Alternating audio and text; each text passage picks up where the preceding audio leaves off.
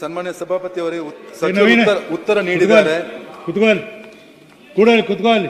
ಅಡ್ಡಾಡಕ್ ಹೋಗಬೇಡ. ಇಲ್ಲ, ಸಚಿವರು ಉತ್ತರ ನೀಡಿದ್ದಾರೆ, ಆದರೆ ಉತ್ತರ ತೃಪ್ತಿದಾಯಕವಲ್ಲ.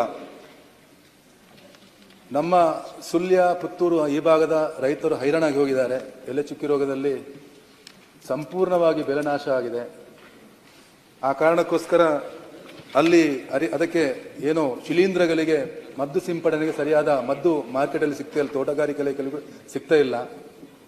ಅದರ ಜೊತೆಗೆ ಪೋಷಕಾಂಶಗಳನ್ನು ಕೂಡ ಸರಿಯಾಗಿ ಕೊಡ್ತಾ ಇಲ್ಲ. ಆ ಕಾರಣಕ್ಕೋಸ್ಕರ ರೈತ ಸೋತಿದ್ದಾನೆ, ಹೈರಾಣಾಗಿದ್ದಾನೆ. ಅದಕ್ಕೋಸ್ಕರ ಸರ್ಕಾರ ಇದಕ್ಕೆ ಸರಿಯಾದ ಕ್ರಮವನ್ನು ಕೈಗೊಳ್ಳಬೇಕು. ಅದರ ಜೊತೆಗೆ ಔಷಧಿಗಳ ಕೊರತೆ ಉಂಟು.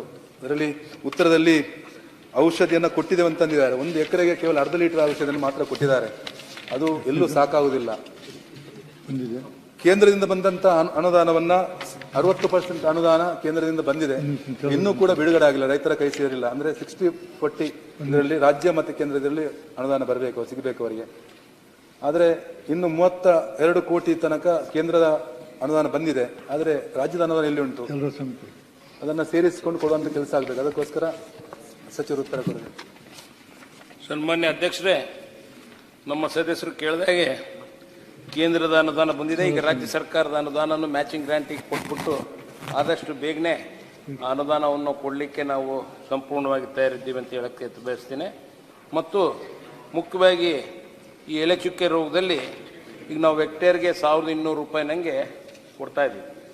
ಆ ನಿಟ್ಟಿನಲ್ಲಿ ಅದು ಕಡಿಮೆ ಆಗುತ್ತೆ ಅನ್ನೋದು ನಮ್ಮ ಸದಸ್ಯರ ಒಂದು ಅಭಿಪ್ರಾಯ. ಅದ್ರ ಬಗ್ಗೆನೂ ನಾವು ಗಮನವನ್ನು ಕೊಟ್ಟು ಮತ್ತೆ ಈಗ ಕೇಂದ್ರ ಸರ್ಕಾರಕ್ಕೆ ಕಳಿಸ್ಕೊಟ್ಟಿದ್ದೀವಿ.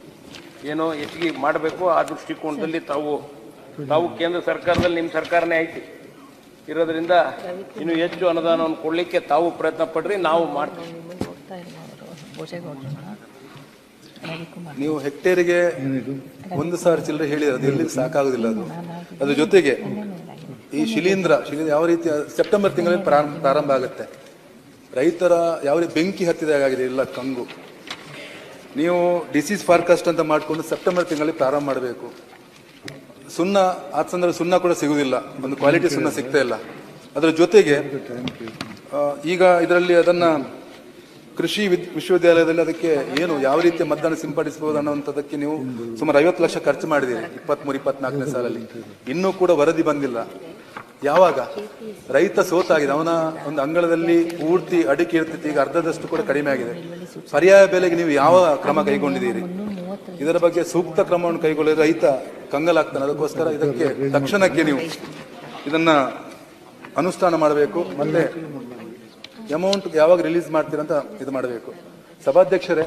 ಸಭಾಪತಿಯವರೇ, ಇದೊಂದು ಸಾರ್ವಜನಿಕವಾಗಿ ಅತ್ಯಂತ ಮಹತ್ವದ ಪ್ರಶ್ನೆ. ರೈತ ಹೈರಾಣಾಗಿ ಹೋಗಿದ್ದಾನೆ. ಅಲ್ಲಿ ಕಾಫಿಯನ್ನ ಪರ್ಯಾಯ ಬೆಲೆ ಮಾಡಬಹುದಂತ ಸಚಿವರು ಉತ್ತರ ಕೊಟ್ಟಿದ್ದಾರೆ. ಕಾಫಿ ಪರ್ಯಾಯ ಬೆಲೆ ಮಾಡಲಿಕ್ಕೆ ಏನು ಸರ್ಕಾರ ಏನು ಇದು ಮಾಡಿದೆ? ಎಲ್ಲ ಉತ್ತರದಲ್ಲಿ ಕೂಡ ಮಾಡಲಾಗ್ತದೆ ಉಂಟು. ಮಾಡಿದ್ದೇವಂತ ಯಾವುದು ಕೂಡ ಇಲ್ಲ. ಸಭಾಪತಿಯವರೇ, ರೈತರ ಕಣ್ಣೀರನ್ನು ಒರೆಸಲಿಕ್ಕೆ ಸರ್ಕಾರ ಮತ್ತೆ ಸಚಿವರು ತಕ್ಷಣಕ್ಕೆ ಅದಕ್ಕೆ ಬದ್ಧರಾಗಬೇಕು.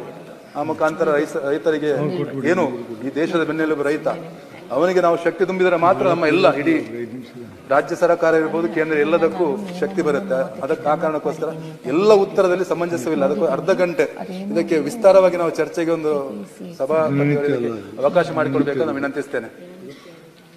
ಸನ್ಮಾನ್ಯ ಸಭಾಪತಿಗಳೇ, ಒಟ್ಟು ಕೇಂದ್ರ ಸರ್ಕಾರಕ್ಕೆ ನಾವು 112 ಕೋಟಿ ರೂಪಾಯಿಗಳ ಪ್ರಸ್ತಾವನೆ ಕಳಿಸಿದ್ದೀವಿ. ಅದರಲ್ಲಿ 37 ಕೋಟಿ ರೂಪಾಯಿ ಪ್ರಸ್ತಾವನೆಯಲ್ಲಿ 37 ಕೋಟಿ ರೂಪಾಯಿ ರಿಲೀಸ್ ಮಾಡಿದ್ದಾರೆ. ಅದಕ್ಕೆ ನಾವು ಅನುಗುಣವಾಗಿ ನಮ್ಮ ರಾಜ್ಯ ಸರ್ಕಾರದ ಮ್ಯಾಚಿಂಗ್ ಗ್ರಾಂಟನ್ನು ಕೊಡ್ತೀವಿ ಅನ್ನೋದ್ರ ಬಗ್ಗೆ ಅಲ್ಲಿ ಸಾಕಷ್ಟು ಮಾಹಿತಿಯನ್ನು ಕೊಟ್ಟಿದ್ದೀವಿ. ಈಗ ಮುಖ್ಯವಾಗಿ ಈಗೇನು ಮಾರ್ಗಸೂಚಿ ಪ್ರಕಾರ 1200 ರೂಪಾಯಿ ಒಂದು ಹೆಕ್ಟೇರ್ಗಿದೆ. ಆದರೆ ಸೈಂಟಿಸ್ಟ್ಗಳ ಪ್ರಕಾರ 40,000 ರೂಪಾಯಿ ಅಂದಾಜಿನಲ್ಲಿ ಖರ್ಚಾಗುತ್ತೆ ಅನ್ನೋದ್ರ ಬಗ್ಗೆನೂ ಪ್ರಸ್ತಾವನೆಯನ್ನು ಕಳಿಸಿದ್ದಾರೆ. ಅದನ್ನು ನಾವು ಕೇಂದ್ರ ಸರ್ಕಾರಕ್ಕೆ ಈಗಲೇ ಕಳಿಸಿದ್ದೀವಿ.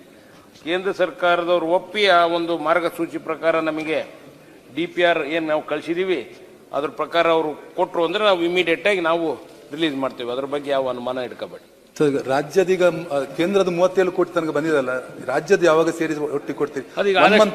ಕೇಂದ್ರ ಸರ್ಕಾರ ಸಚಿವರು ಹೇಳಿದ್ದಾರೆ ಈಗ ಬಂದಿದೆ, ಅದು ಬಂದು ಒನ್ ಮಂತ್ ಬಂದಿದೆ. ಅದು ಫೈನಾನ್ಸ್ ಡಿಪಾರ್ಟ್ಮೆಂಟ್ ಸಚಿವರು ಅದನ್ನ ಗಮನಿಸಬೇಕು. ಯಾಕಂದ್ರೆ ರೈತ ಸೋತು ಹೋಗಿದ್ದಾನೆ. ಅನ್ನೋದು ಅವರಿಗೆ ಕ್ಲಪ್ತ ಸಮಯದಲ್ಲಿ ಬಂದರೆ ಮಾತ್ರ ರೈತನಿಗೊಂದು ನಾವು ಶಕ್ತಿ ತುಂಬಿದಾಗ ಆಗ್ತದೆ. ಅದಕ್ಕೋಸ್ಕರ 1 ಮಂತ್ ಆದ್ರೂ ಕೂಡ ರಾಜ್ಯದ ಹಣ ಇನ್ನು ಯಾಕೆ ಬಂದಿಲ್ಲ ಅಂತ ನಾನು ಕೇಳ್ತಿರುವಂಥದ್ದು.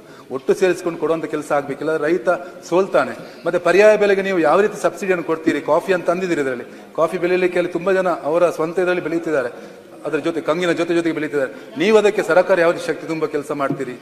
ಏನೋ ಕೆಲಸ ಆಗಲಿ, ಅದಕ್ಕೋಸ್ಕರ ಅದಕ್ಕೆ ನೀವು ಕ್ರಮ ಕೈಗೊಳ್ಳಿ. ಸನ್ಮಾನ್ಯ ಸಭಾಪತಿಗಳೇ, ಈಗ ಅವ್ರು ಹೇಳ್ದಂಗೆ ಕೇಂದ್ರ ಸರ್ಕಾರದ ಅನುದಾನ ಮ್ಯಾಚಿಂಗ್ ಗ್ರಾಂಟ್ ಅನ್ನು ಆದಷ್ಟು ಬೇಗನೆ ನಾವು ಕೊಟ್ಟು ರೈತರಿಗೆ ಮುಟ್ಟುವ ಕೆಲಸ ಮಾಡಿಸ್ತೀವಿ.